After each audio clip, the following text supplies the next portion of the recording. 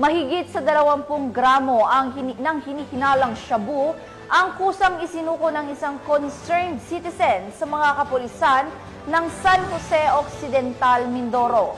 Yan ang balitang hatid ni Patrolman Jobet Balana. Isinuko ng isang Good Samaritan ang isang bungkus ng papel na naglalaman ng 9 na balot ng pinaghihinalaang shabu na nakita sa tapat ng kanyang bahay sa Barangay Poblacion 4, San Jose Occidental, Mindoro. Nito lamang Lunes, Agosto 1, taong kasalukuyan. Agad namang nagtungo sa pinakamalapit na police station ang lalaki para isuko ang pinaghihinalaang shabu na may tinatayang timbang na 20 grams na aabot sa halagang 160,000 pesos. Agad namang inimbentaryo ng tauhan ng MDEU ang droga at dadalhin sa Provincial Forensic Unit sa San Jose Occidental, Mindoro para i-examine ang naturang droga. Samantala, patuloy namang inaalam ng pulisya kung sino ang may-ari ng naturang droga.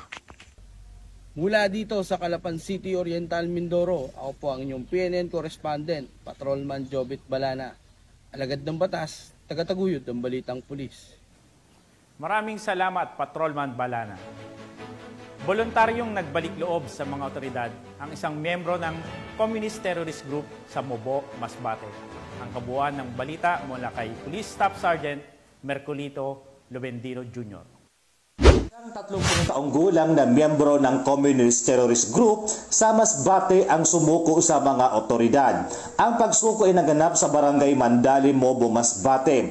Ang magagumpay na operasyon ay pinangunahan ng pinagsamang kupunan mula sa Mobo Municipal Police Station, Provincial Intelligence Team ng Masbate, Regional Intelligence Unit 5, Intelligence and Operations Section ng Special Action Force at ang 96 MICO. Ang rebelde na sumuko na kilala si alias Ramir ay miyembro ng Kilusang Larangan Guerrilla North sa ilalim ng Sub-Regional Committee 4 ng Bicol Regional Party Committee na nag-ooperate sa 2nd District ng Masbate. Ang pagsuko ay resulta ng masusing intelligence work ng mga tauhan ng PAT Masbate, RIU-5 at Mobo Municipal Police Station. Si alias Ramir ay kasalukuyang nasa kustudiya ngayon ng PAT Masbate at RIU-5 para sa masusing debriefing at dokumentasyon.